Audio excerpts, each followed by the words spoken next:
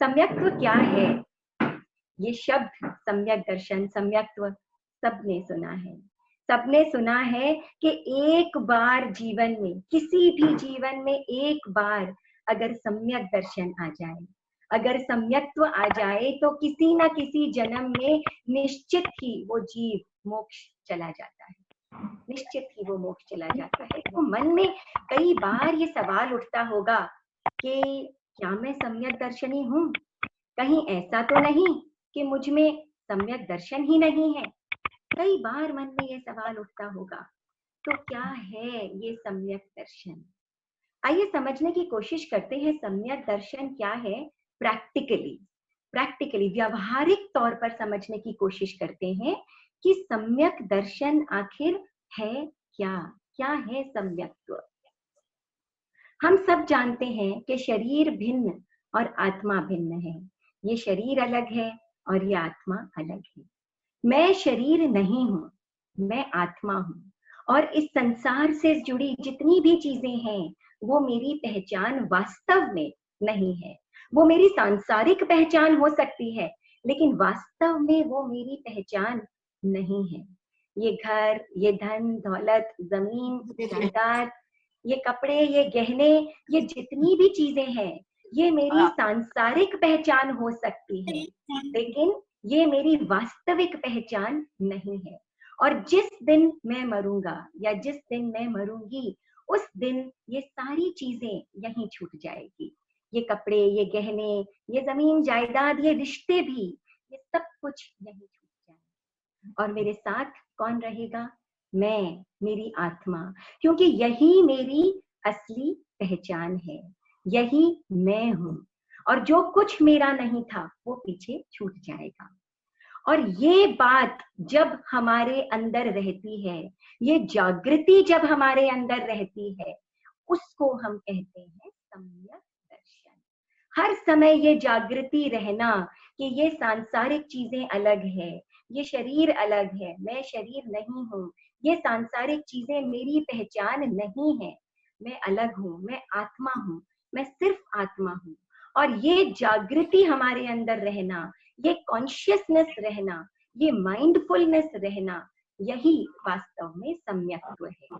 हम रोज कुछ ना कुछ करते हैं, जीते हैं, व्यवसाय करते हैं, घर संभालते हैं, खाना बनाते हैं, बच्चों को देखते हैं, सब कुछ करते हैं, लेकिन हर काम को करते हुए अगर ये कॉन्शियसनेस रहे, अगर ये जागरूकता रहे कि और मैं अलग और ये शरीर और सांसारिक वस्तुएं अलग है, तो इस जागृति का अपने अंदर हर समय होना, ये वास्तव में व्यवहारिक तौर पर सम्यक्त्व है।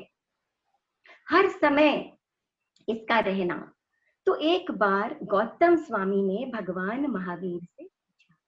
उन्होंने कहा, भंते, अगर जीव संसारी है तो उसे कर्म भी करना पड़ेगा, तो कोई ऐसा उपाय बताइए कि जीव कर्म भी करे और कर्मों का बंधन भी ना हो। जीव कर्म तो करे परंतु कर्मों का बंधन भी ना हो। तब भगवान ने कहा, गौतम, जयम चरे जयम चिट्ठे, जयम आसे जयम सये, जयम गुंजंतु भासंतो पावकमं न बंधई।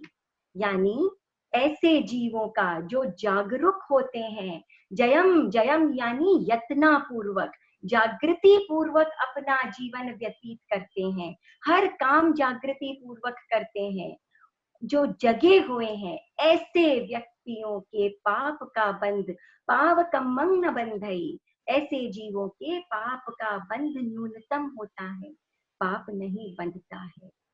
तो ये भगवान ने कहा। तो हर समय हमारे अंदर इस जागृति को हमें रखना होगा।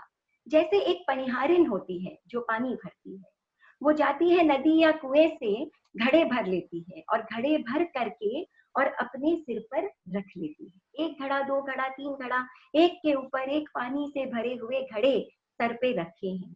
अब उसे जहां पहुंचना है गंतव्य तक, वहां पहुंचते पहुंचते वो चलती भी है, हिलती डुलती भी है, बातें भी करती है, अन्य कई काम कर लेती है, लेकिन फिर भी वो घड़े उसके सिर के ऊपर से नीचे नहीं गिरते, वो पानी उन घड़ों में से नहीं छलकता।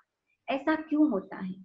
क्योंकि सब कुछ करते हुए भी वो अलर्ट है, वो जागरूक है, वो जानती है कि मेरे सिर पर पानी से भरे घड़े रखे हैं, और इसी जागरूकता के कारण वो घड़े या वो पानी नीचे नहीं गिरते। बिल्कुल ऐसे ही हमें ये जागरूकता, ये जागृति हर समय बरकरार रखनी है, और जो जीव इस जागरूकता को बरकरार हर क्रिया में रखता है वो व्यक्ति सम्यकदर्शी कहलाता है। ये व्यावहारिक डेफिनेशन है सम्यक दर्शन की। तो हम संसार में जीते हैं, संसार में जीते हुए हमें कई चीजें करनी पड़ जाती है। क्रोध भी आ जाता है, गुस्सा आ जाता है, कई बार किसी कारणवश हो सकता है झूठ भी बोलना पड़ जाए। कई बार परिस्थिति ऐसी होती है कि व्यक्ति को दुख हो जाता है, तकलीफ भी हो जाती है, मन में दुख हो जाता है। लेकिन इन सभी परिस्थितियों में, इन सभी क्रियाओं के दौरान अगर हमारी ये जागृति बनी रहे कि ये सब सांसारिक है, ये मैं नहीं हूं, ये मेरा नहीं है, ना ये क्रोध मेरा है, ना ये झूठ मेरा है, ना ये दुख मेरी आत्मा का हिस्सा है, मैं वास्तव में आत्मा हूं और इन सब चीजों से अलग हूं। अगर ये जागृति बनी रहे तो इस प्रकार का जो व्यवहार है, इस प्रकार की जो चेतना है, अपने आप से कनेक्टिविटी है, ये वास्तव में सम्यक्त्व है। ये सम्यक दर्शन व्यवहार रूप में है। और ये व्यवहार धीरे धीरे अब हर किसी के व्यवहार का एक लेवल हो सकता है कि किसी के अंदर ये सोच, ये चेतना हो सकता है 1 घंटे के लिए रहे, किसी के अंदर 2 घंटे के लिए रहे। तो हर एक के इस व्यवहार की, इस सोच की एक लेवल हो सकता है। और धीरे धीरे क्या होता है, ये बढ़ता जाता है, और ये व्यवहार, ये चेतना हमारे जीवन का हिस्सा बन जाती है, हमारी आदत का हिस्सा बन जाती है, और देखते ही देखते ये व्यवहार निश्चय में परिवर्तित हो जाता है, और हम सम्यक्त्वी और धीरे धीरे दृढ़ सम्यक्त्वी बन जाते हैं। तो ये सम्यक्त्व व्यावहारिक तौर पर अगर हम समझें तो ये सम्यक्त्व है कि हर समय जागरूकता को रखना, हर समय जागृति को रखना कि मैं अलग हूं और ये शरीर और सांसारिक चीजें अलग हैं। तो ये है जयम यानी यत्ना पूर्वक, जागृति पूर्वक जीवन को जीना, उपयोग पूर्वक। जैन आगमों में एक शब्द आता है उपयोग। उपयोग सबने सुना होगा। आत्मा के 2 गुण हैं, ज्ञान और उपयोग। उपयोग यानी मैं कोई भी क्रिया करता रहूं, मैं कोई भी क्रिया करती रहूं, लेकिन उस क्रिया में मेरी जागृति मेरे साथ बनी रहे, ये उपयोग है। और ये उपयोग मार्ग बनाता है सम्यक दर्शन का। तो सम्यक दर्शन का अर्थ है कि जो चीज जैसी है उसे वैसे ही देखना, जो चीज जैसी है उसे वैसे ही देखना सम्यक दर्शन का अर्थ है। अब कोई भी चीज हम जैसी ही देखते हैं उसमें हमारा अपना जजमेंट नहीं लगना चाहिए, हमारी अपनी विचारधारा, हमारा अपना न्याय उसमें नहीं लगना चाहिए। क्योंकि हम जब अपनी विचारधारा लगाते हैं, हम केवली तो है नहीं, हमारा जजमेंट है वो गलत भी हो सकता है, वो सही भी हो सकता है।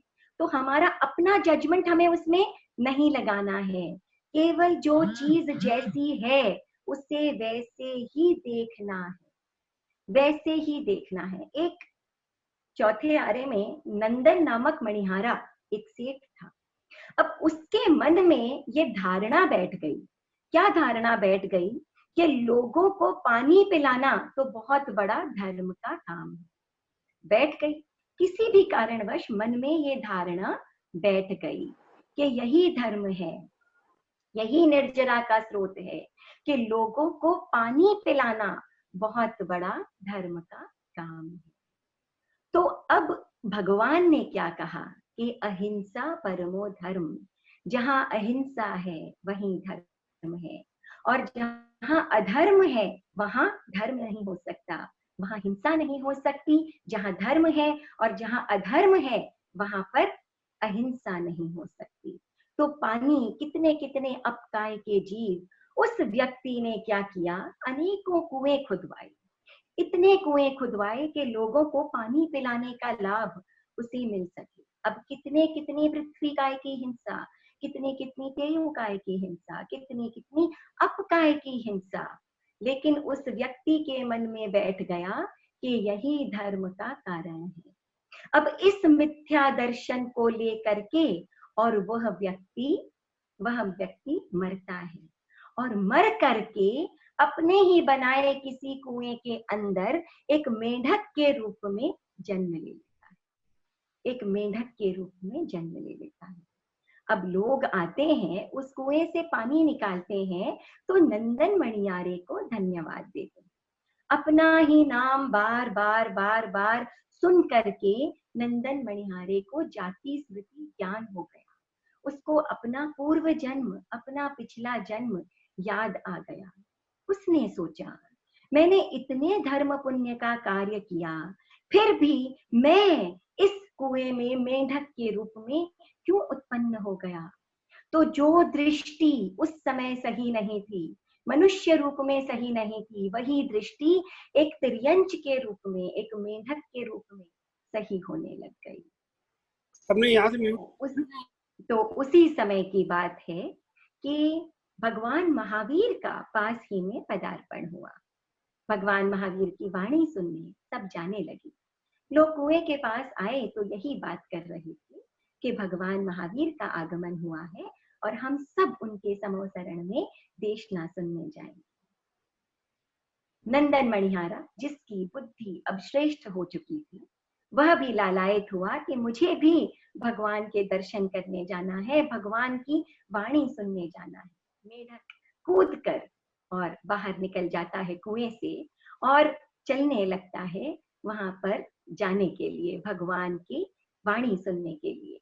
रास्ते में राजा का रथ जा रहा होता है राजपथ से, वो मेढक के ऊपर गिरता है और मेढक उसके नीचे दब जाता है। किंतु क्योंकि भाव शुद्ध हो चुके होते हैं, दर्शन शुद्ध हो चुका होता है, सम्यक्त्व शुद्ध हो चुका होता है, समभावों से वह जीव उस समय मृत्यु को प्राप्त करके देवलोक में उत्पन्न होता है। तो आप देखिए, एक मिथ्या दर्शन क्या करता है, एक मनुष्य को तिर्यंच गति में गिरा देता है, और वहीं सम्यक दर्शन एक तिर्यंच को देव गति तक पहुंचा देता है।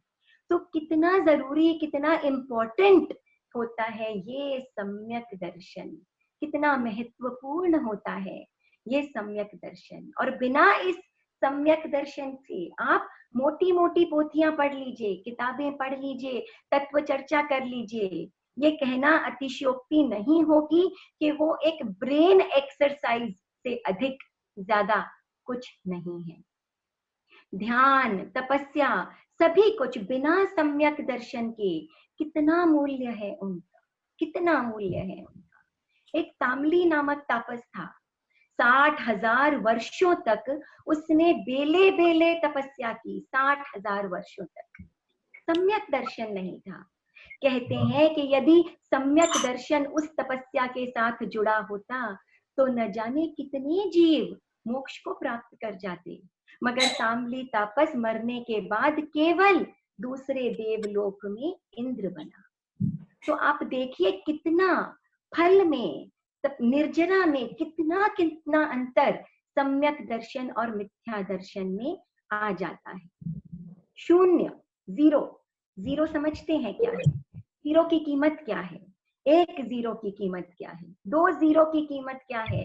3 जीरो की कीमत क्या है? शायद कुछ भी नहीं।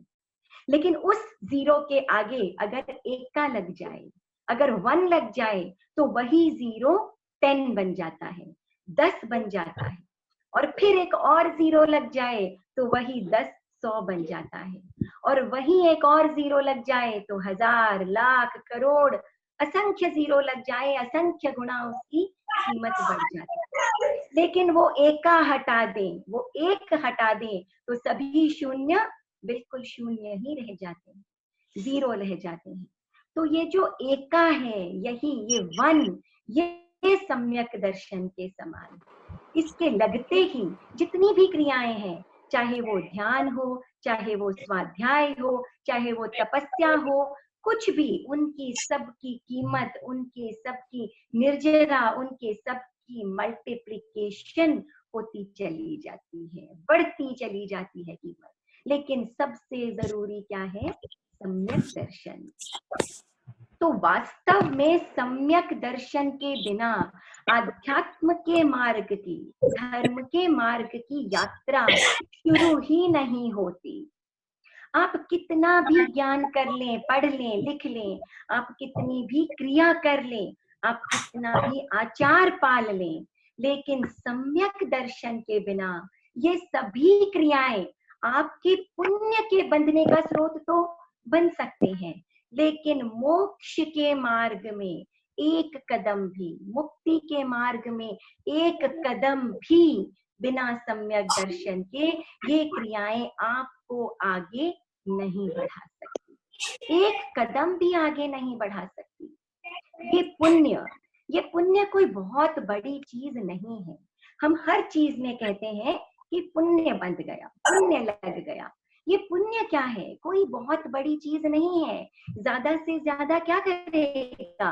आपको कोई अच्छा मनुष्य जन्म, कोई अच्छा तिर्यंच जन्म, कोई नरक से निकाल देगा, कोई अच्छा देवलोक दिखा देगा, लेकिन इससे ज्यादा इस पुण्य की कैपेसिटी नहीं है। फिर वापस घूम फिर करके वहीं आ जाएंगे। इस पुण्य और पाप के चक्कर में 84 लाख जीव योनि में हम भटकते चले जाएंगे, चारों गतियों में भटकते चले जाएंगे। इस पुण्य में इतनी ताकत नहीं है कि ये आपको एक कदम भी मोक्ष की तरफ जाने में, उस मार्ग में आगे बढ़ने में सहायक बन सके। उसका सिर्फ और सिर्फ एक ही स्रोत है, और वह स्रोत है सम्यक दर्शन, सम्यक्त्व, सम्यक दर्शन। और आज का जो समय है, ये जो 5वां आरा है, इस 5वें आरे में हम केवल ज्ञान प्राप्त नहीं कर सकते, नॉट पॉसिबल। द्रव्य, क्षेत्र, काल और भाव ऐसे नहीं है इस समय कि हम केवल ज्ञान को प्राप्त कर सकें। इस समय हम मोक्ष नहीं जा सकते। इस 5वें आरे में पॉसिबल नहीं है कि हमारे अंदर इतनी कैपेसिटी, इतनी क्षमता नहीं है कि हम इस समय मोक्ष जा सकें। लेकिन सम्यक दर्शनी हम बन सकते हैं।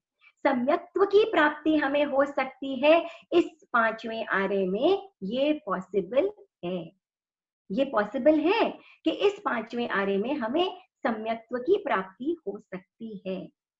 और यही सबसे जरूरी है, यही सबसे, एक बार सम्यक दर्शन आ गया, एक बार सम्यक दर्शन आ गया तो केवल ज्ञान और मोक्ष तो निश्चित ही कभी ना कभी आ ही जाएगा। जरूरी क्या है? जरूरी है सम्यक दर्शन।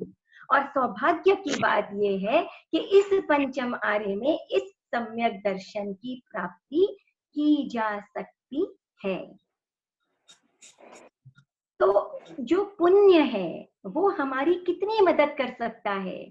सिर्फ हमें भवों में घुमा सकता है। अच्छा पुण्य हो तो शायद कोई अच्छा जीवन, सांसारिक जीवन दिखा सकता है, परंतु इस सुख दुख से मुक्ति, जीवन मरण से मुक्ति, अनंत सुख, अनंत ज्ञान, अनंत दर्शन, अनंत चारित्र और अनंत शक्ति संपन्न हमें कौन बना सकता है? केवल ये सम्यक दर्शन।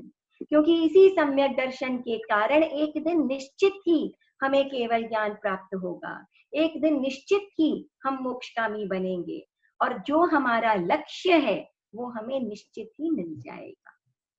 तो हम इस 5वें आरे में हैं और हम एक लक्ष्य बनाएं, हम एक दृढ़ता लाएं, धारणा बनाएं अपनी की चाहे कुछ भी हो जाए मुझे सम्यक्त्वी बनना है। मेरे अंदर सम्यक दर्शन होना चाहिए और मेरे अंदर सम्यक दर्शन ठहरना चाहिए, मेरे अंदर सम्यक दर्शन ठहरना भी चाहिए। तो ये सम्यक दर्शन हमारे अंदर जब आ जाएगा तो ये टिकेगा कैसे? ये वापस खत्म तो नहीं हो जाएगा। हमने ये जाना कि जागृति में रहना, ये सम्यक्त्व की ओर पहला कदम है। परंतु ये सही दृष्टिकोण है क्या? ये सही दृष्टिकोण क्या है? और कोई व्यक्ति सम्यक्त्वी है या नहीं है, ये कैसे पता चले? हम सम्यक्त्वी हैं या नहीं है, ये कैसे पता चले? सम्यक्त्व के लक्षण क्या है? कैसे पता चले कि हम में सम्यक्त्व है या नहीं है? और अगर सम्यक्त्व नहीं है तो उसे कैसे लाया जा सकता है? और अगर है तो उसको मेंटेन कैसे किया जा सकता है उस सम्यक्त्व को? तो ये सारी बातें जो हैं वो आज हमने जाना कि सम्यक दर्शन प्रैक्टिकली, व्यावहारिक दृष्टिकोण से सम्यक दर्शन क्या है और सम्यक दर्शन का महत्व क्या है, क्यों सम्यक दर्शन इतना महत्वपूर्ण है, परंतु ये सम्यक दर्शन हमारे पास है कि नहीं, अगर है तो उसे हम मेंटेन कैसे करें, टिका कैसे रहे हमारे अंदर, सम्यक्त्व के लक्षण क्या है, सम्यक्त्व कैसे जा सकता है, इन सब बातों पर हम आगे अगले हफ्ते विचार करने की कोशिश करेंगे। जरूर बहुत गहन ये सब्जेक्ट है और हम अगली बार इसके ऊपर भी चर्चा करने की कोशिश करेंगे। इस हफ्ते हम ये जागृति अपने अंदर पैदा करने की कोशिश करेंगे। हर काम को करते समय इसको अपने जीवन का एक हिस्सा बनाइए। हर कार्य को करते समय उस जागृति को, उस जागरूकता को, उस माइंडफुलनेस को अपने अंदर अनुभव करने की कोशिश करें कि मैं अलग हूं और ये सारी क्रियाएं अलग हैं। ये सम्यक्त्व की ओर पहला कदम या हमारा पहला एक्सपीरियंस, अगर हम सम्यक्त्वी हैं या नहीं है ये तो केवल ही जाने, लेकिन ये हमारा पहला एक्सपीरियंस जो हम इस हफ्ते अगले बुधवार तक करने की कोशिश जरूर करेंगे। तो मेरे जानने में, समझने में, बोलने में अगर कोई भी त्रुटि आई हो, गलती आई हो, तो मैं बारंबार क्षमा याचना करती हूँ। और आप सभी अपने कीमती समय में से आज यहाँ धर्म चर्चा के लिए उपस्थित हुए, कुछ समय निकाला, आप सभी को बहुत बहुत साधुवाद, धन्यवाद। और समृद्धि को बहुत धन्यवाद कि उसके कारण निर्बाध रूप से आज हम ये चर्चा कर पाए। समृद्धि, बैक टू यू। बहुत बहुत कृतज्ञ संस्कृति जी, और मैं सभी को अनम्यूट कर देती हूँ। संस्कृति भाभी, मैं सबको